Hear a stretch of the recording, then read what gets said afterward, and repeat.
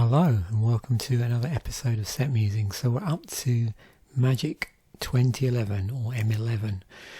This was released on the 16th of July of 2010. And as you can see, obviously core set. I'm going to be talking a little bit later in the video about that particular period in Magic, because it's pretty interesting in terms of what was going on in both in terms of expansions, regular sets, core sets, and also supplemental products. Not so many supplemental sets at that point, but there were a few supplemental products like decks and various things around that point. Also, which I was buying, but also obviously I was purchasing things like intro decks. I still had intro decks then, and I'm going to talk a little bit about that as well later in the video. But first we'll just go through the sets. Quite a few cycles in here, quite a few for a core set. As we moved into the sort of modern iteration of core sets with the new 50% reprints, 50% regular, 50% new cards, you see, I think, much more cycles, and I was fascinated by, like, in sets, what cycles they choose or not choose to do and how many of them they do. We'll see when we get into Mirrodin Besieged, I think it is, where the number of cycles sort of drop down. So we're after M11, we're moving into Scars of Mirrodin era, and a set which had heavy artifact theme in it, and so it's going to be interesting to see what sort of cycles are happening there. So let's go through this. July 16th was the release date. There was a pre-release on the July 10th and 11th. The set was really important for this channel because I got a bit of a, what's the word? So what happened was, at the end of June, I think it was, of 2010, I took a trip down to Washington, just sort of tagging along. My wife was presenting at a conference down there, and so I flew down with her, because at that point I wasn't working. I was just about to start. I was working for myself still back then, and I was just about to start work. I'd already had a job offer, and I was going to be working sort of from about early July onwards.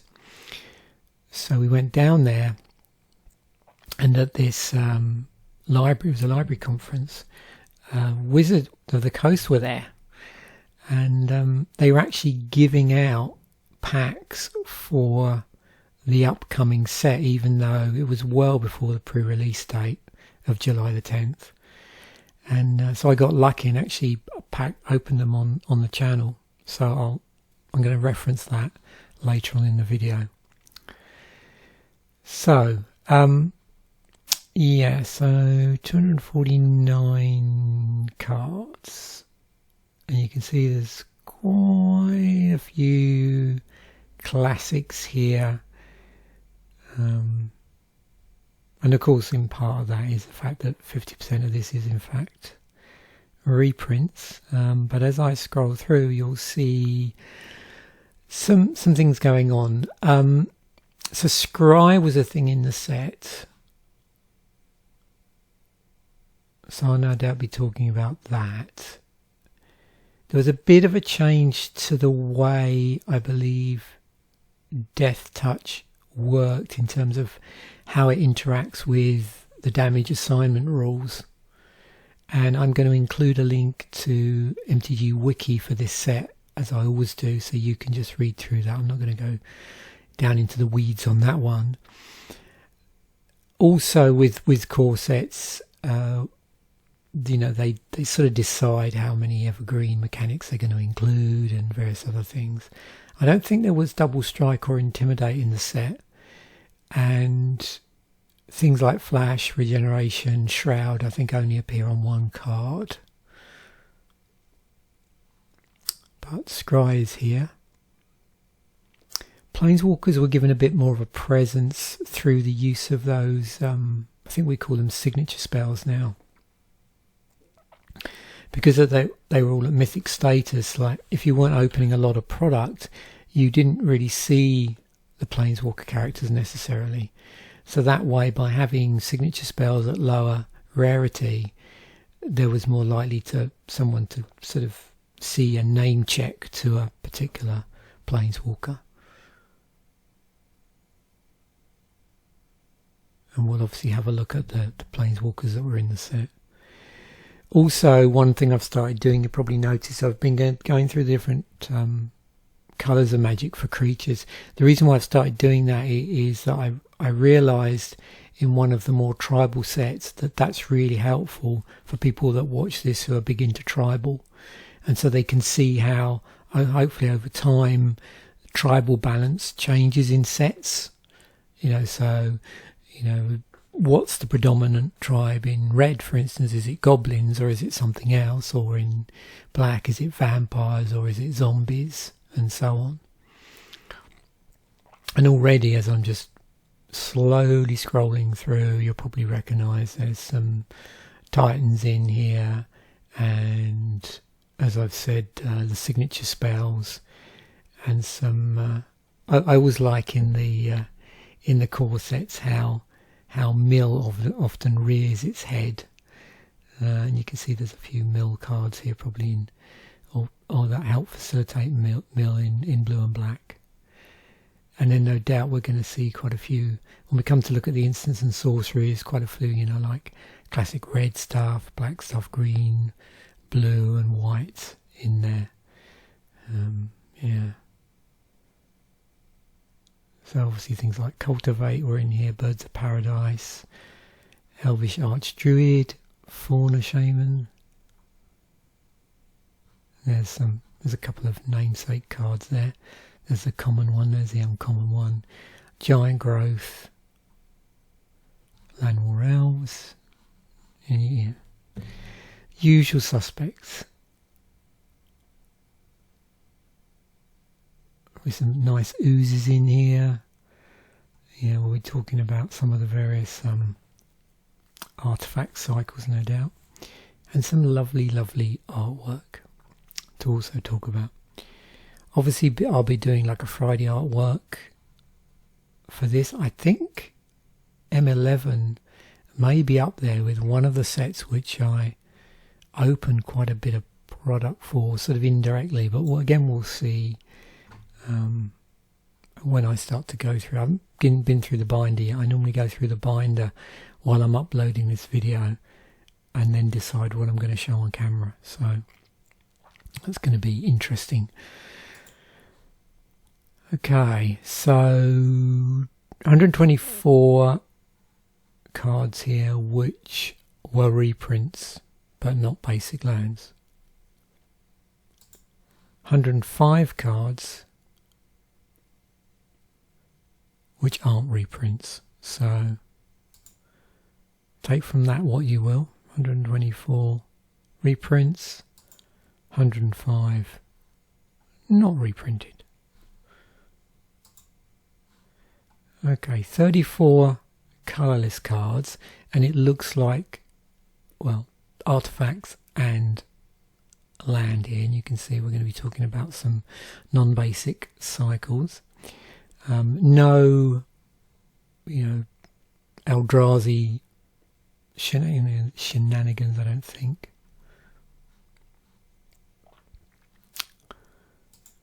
So, first up,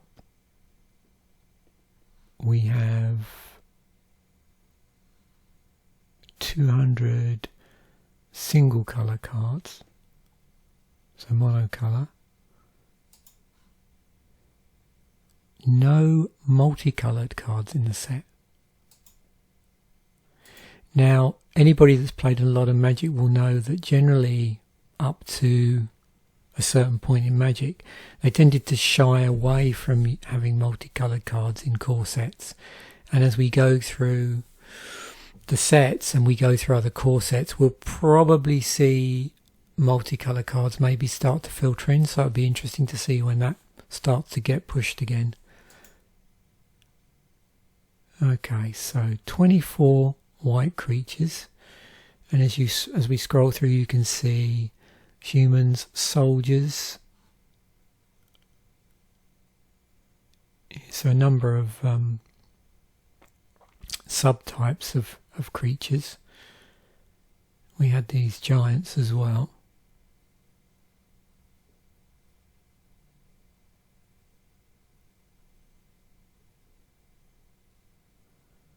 So humans and others.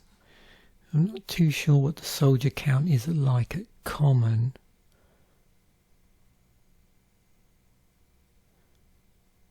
But certainly looking at the casting cost, you can probably see that definitely looks like white weenie is a thing. And that's one of the reasons why I've sorted these by mana colour as well. So we go on to blue, and you can see we've got merfolk.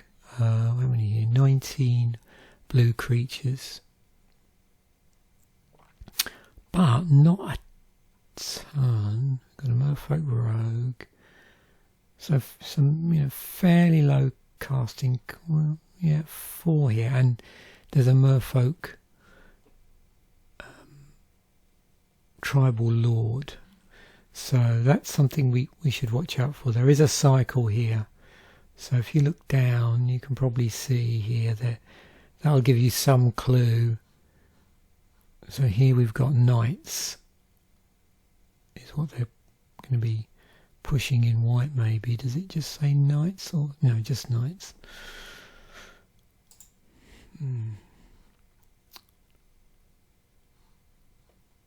Many wizards here, I don't know. I think there might be a slight wall theme going on maybe as well. So if we scroll down, where's our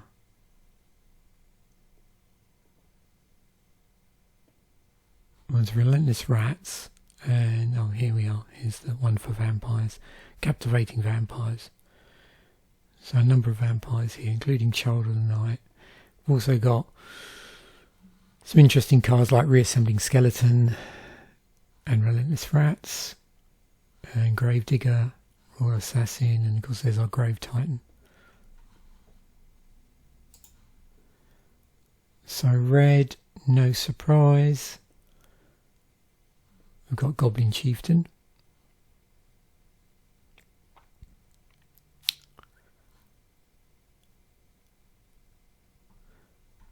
Also Ancient Hellkite here,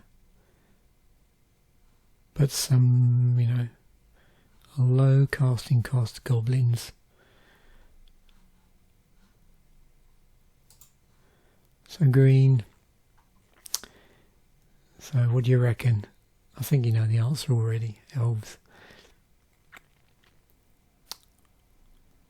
So these spiders in here, and we've got acidic slime.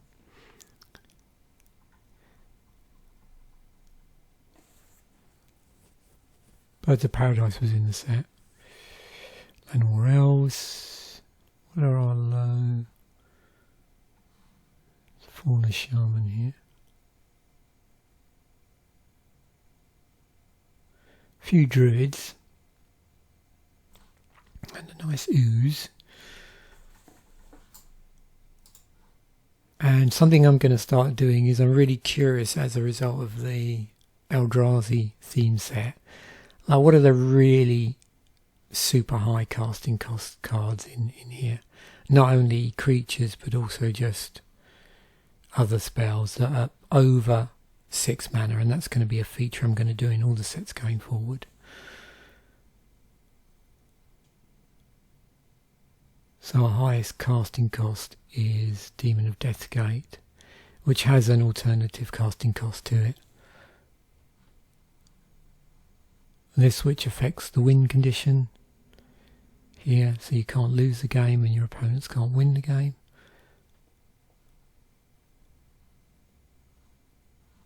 So it looks like we've got a couple of cards here with alternative casting costs. Here's Scry. So there's only 5 cards with Scry. 3 in blue, 1 in black and 1 colourless, which is Crystal Ball. This is a neat card actually. I think it's in my EDH toolkit. Okay, cycle of these artifacts. These, I think they're called, Lucky Charms. Costing 2, and based on a certain colour of spell, you get to gain 1 life. Same template across all of them, but just different colour of spell. A cycle of enemy colour hoses, and you can see they hamper both of the enemy colours, and at a relatively low mana cost. First 3 are all reprints from Magic 2010.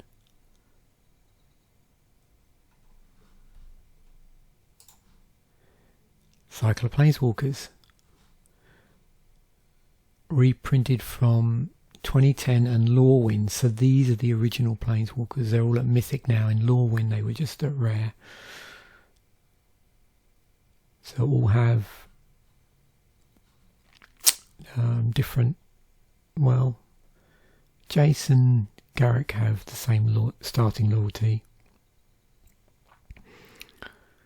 You can see here they all have 3 abilities here that affect the loyalty counters in some way, and the third one being the ultimate. So you get a plus, which adds loyalty counters, a minus, normally a fairly small amount, although this one is scalable, and then finally quite a large ultimate ability. And obviously with some it's a bit easier to get to that ultimate, but then you might find the ultimate isn't quite so dramatic.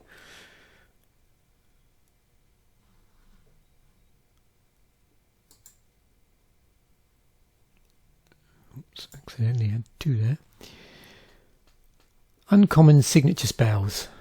So this is what I was talking about earlier. You've got Journey's Pridemate, Jace's Ingenuity, Liliana's Caress, Chandra's Spitfire, and Garrick's Pack Leader. All are uncommon. They all contain the name of one of the 5 original Planeswalkers, and they're meant to replicate from or benefit from that Planeswalker's ability in some way. So they sort of echo an aspect of that. And then of course there's the ones that common. So Ajani's Mantra, Jace's Erasure, Linear's Spectre, Chandra's Outrage, and Garrick's Companion. And with those, again, they're a namesake, and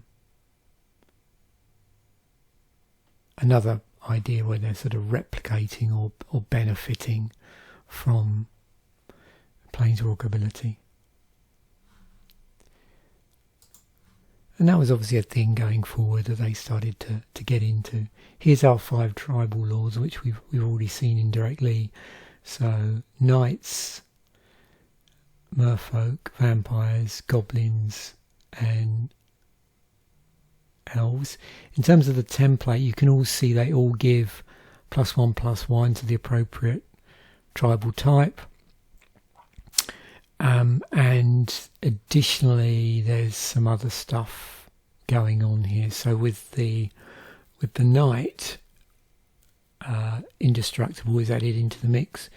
With the merfolk, unblockable, or with the vampire, in addition to an additional cost here, you can gain control of a target creature and it becomes a vampire.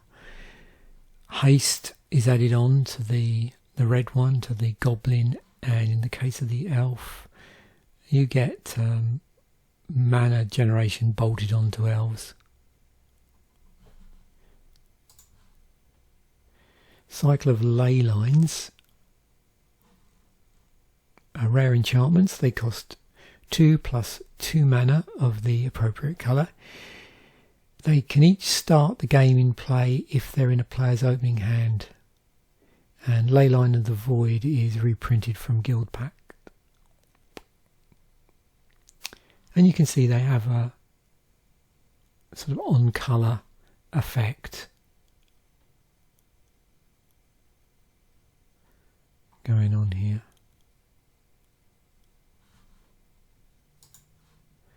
The Titans. So these Mythic Titans, they're all Mythic Rare Giants. They are 6/6. They cost 4 and 2 of particular colour, and they have a coloured themed ability.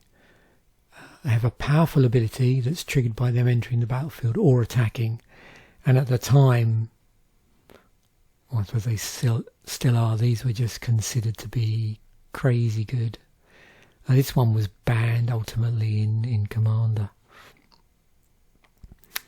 And I remember as well, I think there was alternate artwork of these which were done as promos for the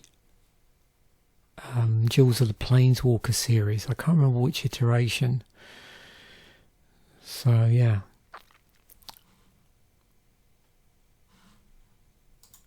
And then our allied colour check lands. So they check to see if you control a particular type of basic land when they enter the battlefield, and accordingly they are tapped unless you control that particular basic land.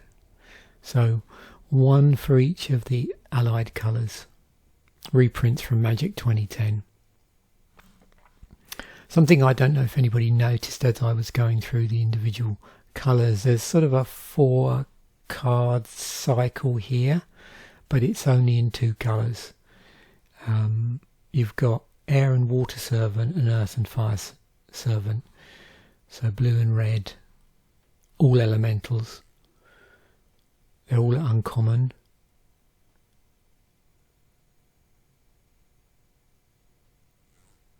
And I don't know if there's much more to say about that.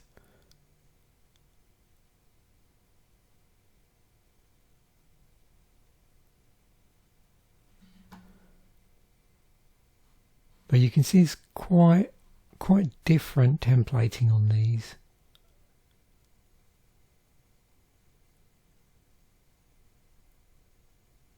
So in some ways the cycle aspect is in the name rather than any similar ability. I mean, they're all around that 4/3 power toughness point, but you can see a little bit of variability in the casting cost, and some have a much wide, like this, +0/+1 for each mountain you control.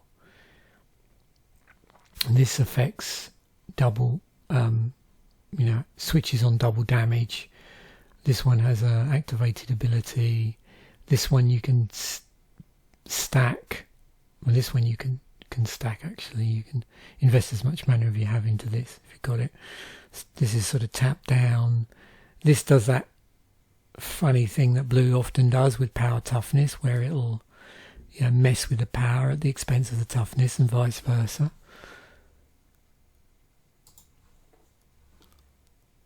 Some pairs. I just want to highlight this. So there's actually a pair of, there's a holy strength and unholy strength. Additionally, there is another strength, which is the red one, but it's not really seen as part of this because these you can see are mirrored pairs, 1/2 and 2/1. This does pump, but slightly different casting cost. But I thought I'd include that because it had similarities in the name. A mirrored pair of knights. Again, something that you often do see in Magic sets, the sort of White Knight, Black Knight, mirrored pair at uncommon. Both have first strike and both have protection from each other effectively. Protection from each other's colour. 15 mythics, which include the cycle of Planeswalkers, the cycle of Titans. So if we were to take those out, let me see how successful I can be here. So if I take out type of, I think I can do that. Oh no, I think with that you do have to be more specific actually. You can't just,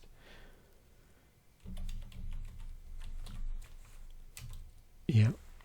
So that takes that out. If I take out the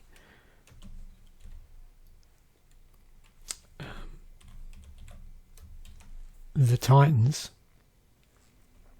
which are all giants, and I think they're the only giants and mythics. I probably could have taken out the name Titan, but I was just, yep. What do we get left with?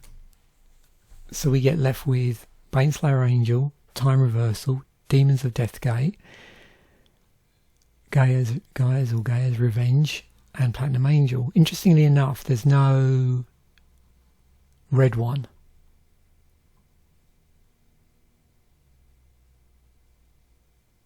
So Platinum Angel takes the place of a red remainder, if you like, from the cycles that we take out from mythics. It's interesting to see that. Ah, isn't it just nice to see basic land?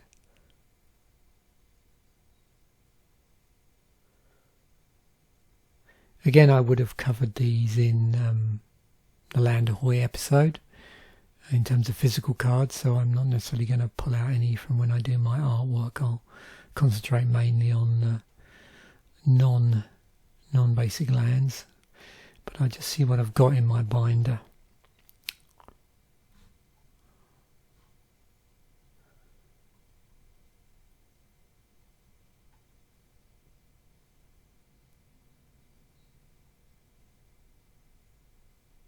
Wow.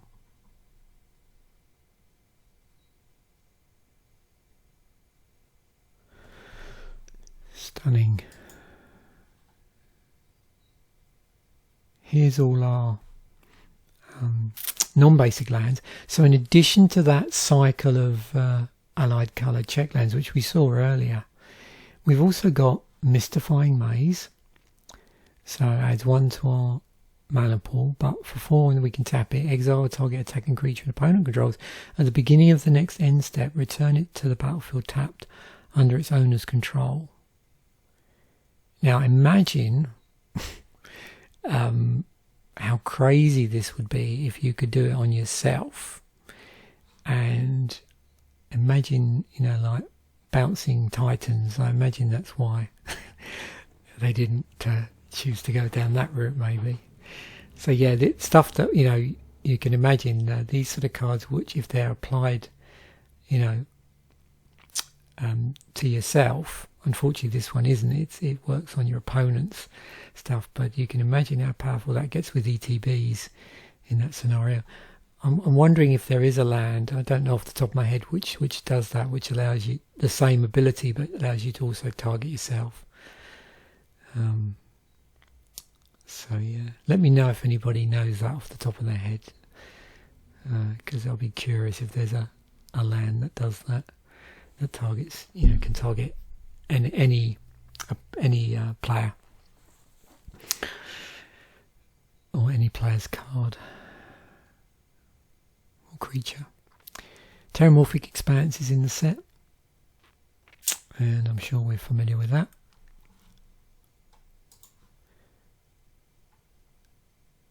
The legendaries just included the Planeswalkers, and that's it. There were no additional legendaries beyond the Planeswalkers.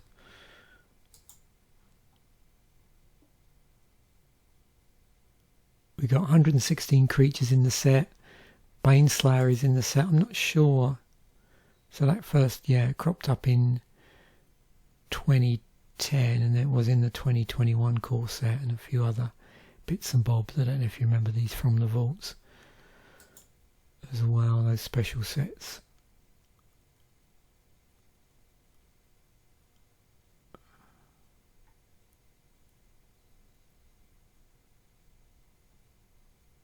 But as I scroll through, you can see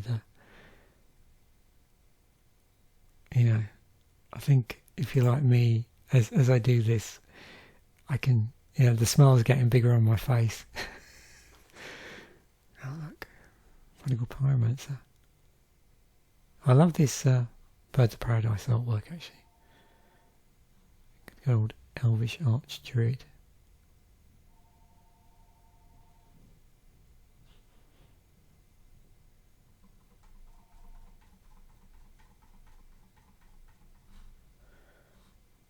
And we've got our enchantments, of which there are 11 just regular enchantments before we take a look at the auras. And of course that includes those ley lines and also the namesake enchantments as well. So if you take those out, what do we have got left? Well, we've got Honour of the Pure, Dark Tutelage, and Wild Evocation. Here's our Enchantment Auras. Ice Cage was in the set, and Mind Control.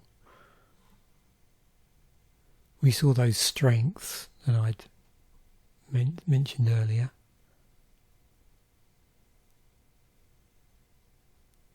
Volcanic Strength, Unholy Strength, and Holy Strength. Pacifism was in the set. And this was Necrotic Plague. I'm not sure how many times it was only ever printed in this set.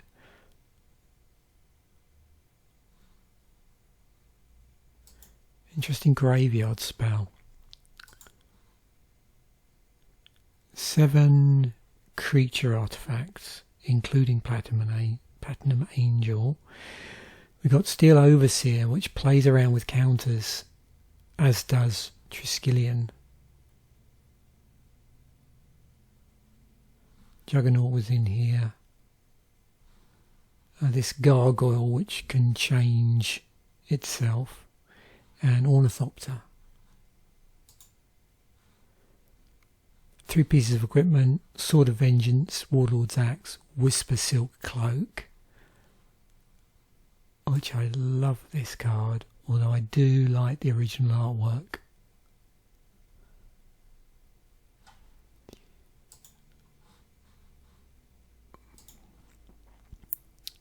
And then 12 just regular artifacts, including those Lucky Charms.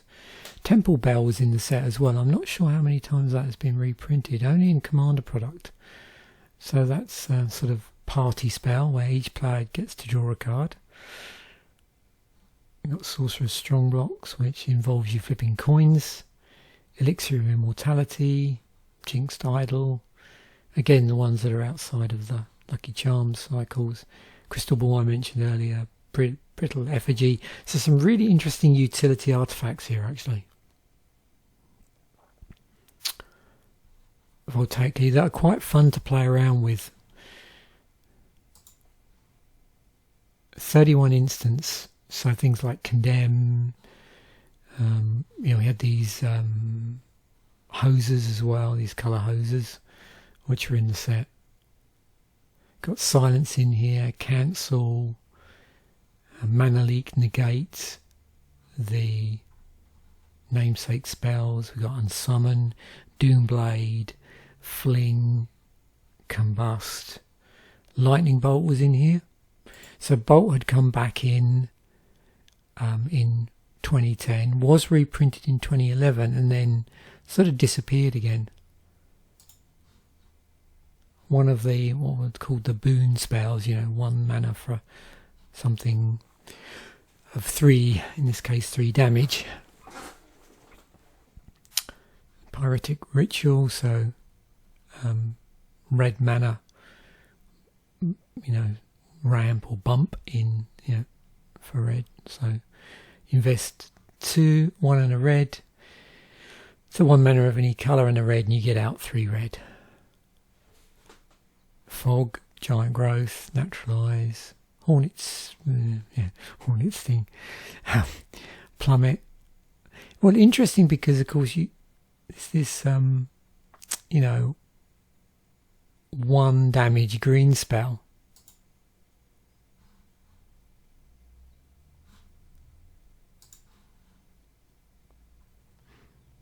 Back to nature. So yeah, lots of interesting instant speed utility. Sorcery, we've got Dire Judgment, Mass Polymorph, Preordain, Sleep, Foresee, that's going to Traumatize. So, there's for those who like mill, there's some mill tools here, albeit at higher rarities for the more interesting stuff. You've got Corrupt, Diabolic Tutor, got Assassinate, Duress, Disentomb, Haunted Echoes.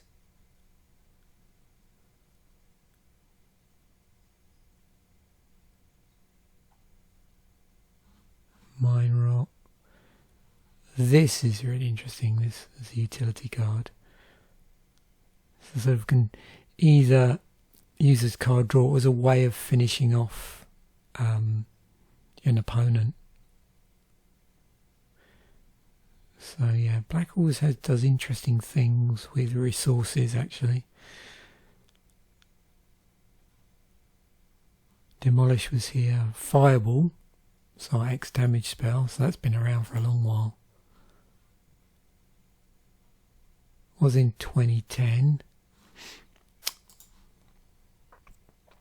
Pyroclasm, Cultivate. Good old Overwhelming Stampede.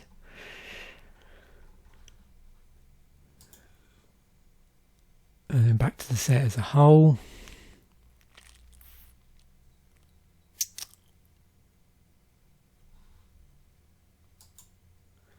Okay, so most expensive card in the set currently, Serra Ascendant. And why? Because as long as you have 30 or more life, Serra Ascendant gets +5/+5 and has flying. Only ever printed in 2011, Iconic Masters. There's this historic anthology that's online, of course. Obviously, they never included this in a Commander product.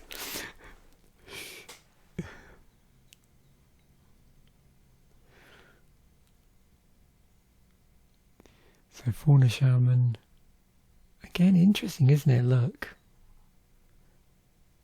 printed in a core set and then not again until a Masters. $12. Paradise. I just said Paradise Lost.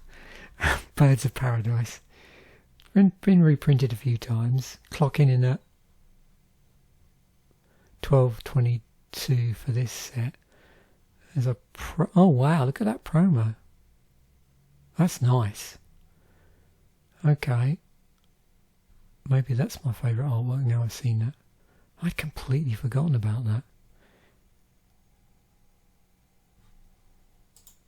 Well, we've got an opportunity to look at...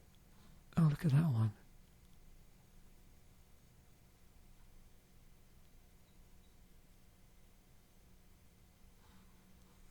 Yeah, I think so. Really nice.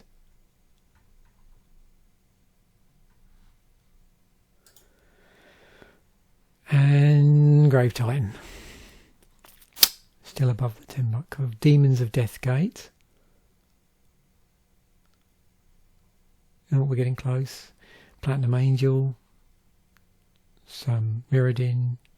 2010 and 2011, and then in a few special decks and sets. It was in Conspiracy, and wow, it's a Kaladesh invention. Kaladesh invention. Captivating Vampire. So yeah, we can see there's a few of the tribal lords sort of bubbling up, and the ley lines Looks like the ley lines have been reprinted a few times, and of course the set contained the original Planeswalkers, so the prices aren't, you know, excessive. They're just under $10. But yeah, definitely the sort of things at the top you'd expect. You can see most of these are things that have never been reprinted apart from in a Masters set. So moving on to the EDH All-Stars, based on the EDH ranking. No surprise to see Cultivate, Terramorphic Expanse, Negate, and War Elves, Birds of Paradise, Sun Titan. You know, sort of it ends up in a lot of white decks. Just is this utility on it. You can see particularly useful for, you know, around that 3 mana sweet spot you get, returning back permanents with 3 mana.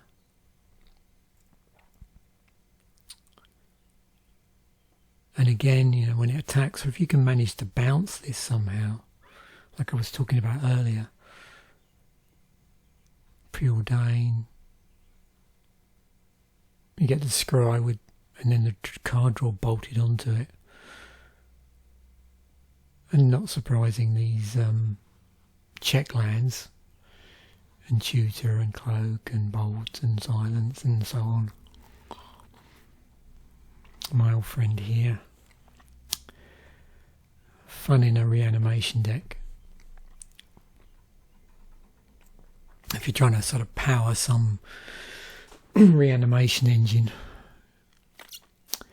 Right, so that's that bit. Now just talking generally before we get on to some other stuff surrounding the set and obviously the upcoming episodes. So yeah, June the 29th, 2010. So this was literally the day or the day after I got back from Washington, and I had a look round there was like, what do they call it? A suppliers fair. It was a huge, like, librarians convention in Washington. And I think, as I mentioned, my wife had gone along to speak there. I'm trying to remember if that was the one with the concert at the end of it. I was getting muddled up between that one and the one in Montreal. Yeah, someone played live at the end of one of them. It's pretty cool. And I didn't go round the sellers area until I don't think the last day. So I had realised that Wizards were there, but at that point they weren't giving anything out. On the last day, they started giving out these packs, which were a bag. You can see the bag here. Some stickers. This, which hadn't been released yet, and a Magic the Gathering graphic novel based around Jace, I think. So yeah, some pretty decent swag. And so I got this gift, which I didn't know about. You know, it's like, oh, I got you these. And in there was this.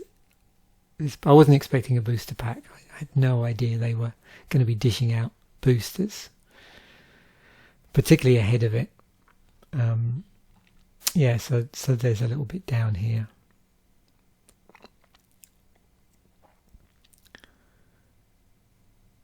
And then at the time I did this, I had a different camera, so yeah, it was pretty difficult to see what the cards were, even though I think I did read them out. So someone asked me to just list them here. So yeah, that was the list of what was in the pack.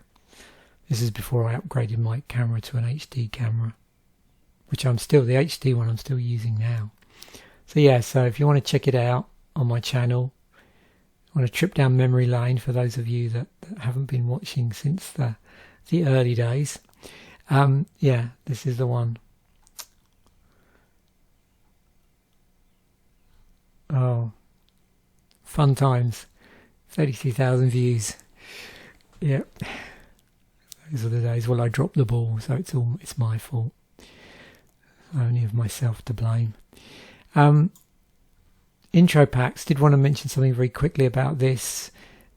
Back when we had MSRP on Magic product, and they increased them to 60 cards after so many complaints and people being super disappointed at Friday Night Magic when they bought an intro pack and then found they couldn't actually play in an event.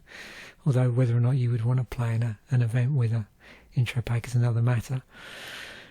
But yeah, so 60 cards exactly with a foil still.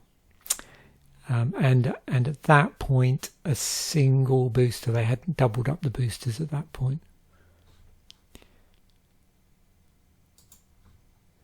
And they were Blades of Victory, which was a white and black intro deck. Knights and Soldiers. What's this one? Plain Swamps. Oh, hang on, same one, sorry. Power of Prophecy, blue white. Stealing stuff and manipulating battles, so like a control type deck. Power of Prophecy that's the list there. So these are the rares. So that's the white black, the blue white, Conundrum Sphinx, and Stormtide Leviathan. Reign of Vampirism, black and green. Interesting combination. And that was Royal Assassin and Captivating Vampire. And red blue, which is the Breath of Fire, which was Ancient Hellkite and Cyclops Gladiator. And then Stampede of Beasts is a green red. Overwhelming Stampede and Protein Hydra. So you can sort of see what they did here. Just to go back up again, you've got like one colour which appears to be like the main colour. So in this one it's white with swamps as like a secondary colour, and consequently both of the rares are in the primary colour. Same with this deck. So you've got primarily blue with white supporting, and then this one is primarily black with green supporting, and then primarily red with blue supporting, and green with red. Now if I switch back, sometimes it's a bit easier to see how the colour balance broke down. Let me just do this. So there we go. You can see here. So it's an interesting mix. We had 3 decks that were enemy coloured decks, and then 2 that were allied coloured.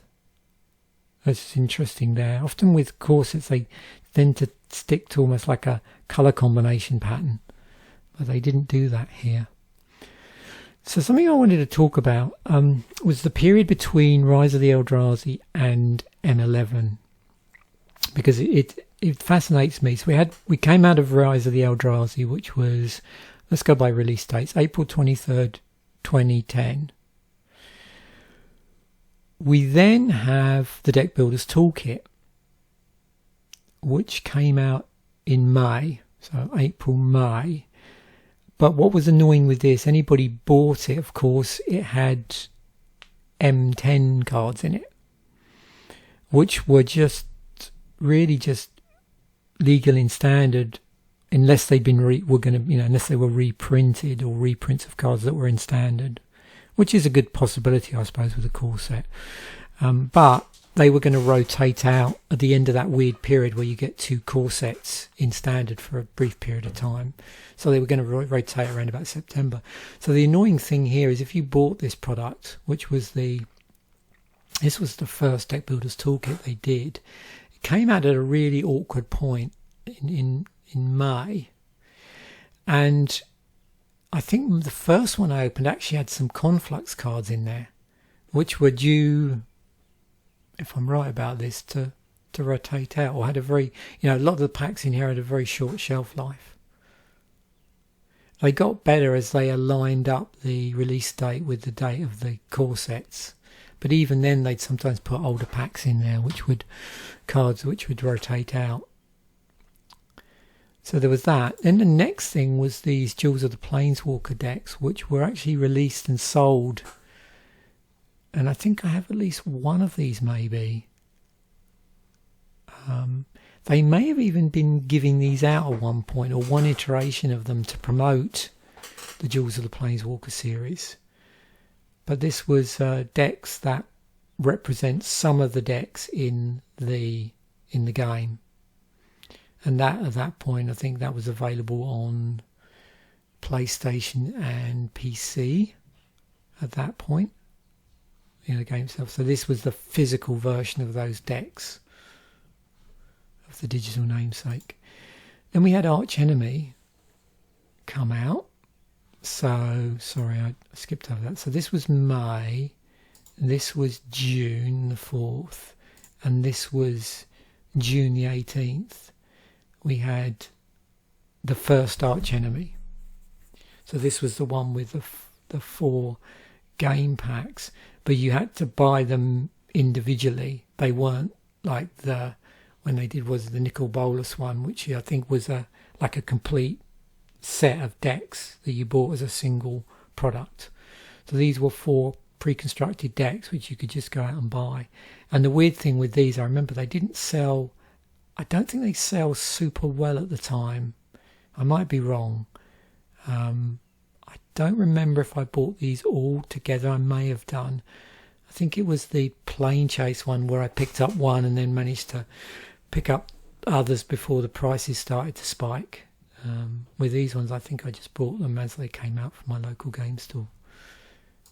And then we have Magic 2011, which was July the 16th, as we already know. So there you go, a little bit of just placing it on the timeline. So quite a lot of stuff coming out in that period between Rise of the Eldrazi and 2011, in terms of supplemental product and product that was associated with other stuff.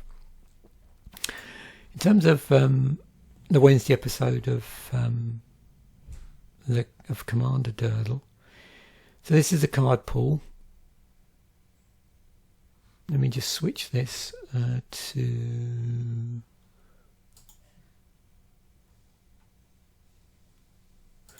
rarity. So you can see here's some of the rares I pulled, and the set has no legendary creatures in it, so I've got to build around a rare. Oh, but not Palace Guard. Go away. So I chose to build around this green slime. So as a consequence, I had to choose a commander. My commander's going to be Avy, I think that might be. Sorry for mangling that. Progenitor Ooze. So that's going to be my chosen commander to go. And these are all the green cards that are left. I've obviously, when I come to do the Wednesday episode, which I'll shoot later today, I'm going to prune this down further, take out all the stuff that doesn't make sense. But that, if I choose to play green from the previous card pool that I showed you, this is what I end up as, just on colour playables, just purely through colour, either being green or being artifacts or being a basic landing green. In a when I come to shoot the episode, obviously part of the video is going to be further cutting this back, and then diving into the built-in EDH rec algorithm. So thanks once again for watching. Hopefully that was really enjoyable. I definitely enjoyed this episode.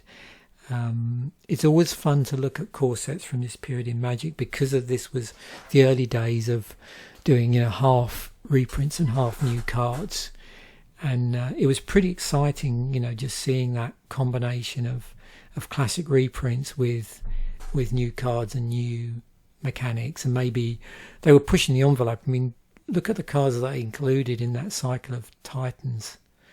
That was pretty bold of them. So thanks once again for watching. Bye for now, and I will see you in the next episode.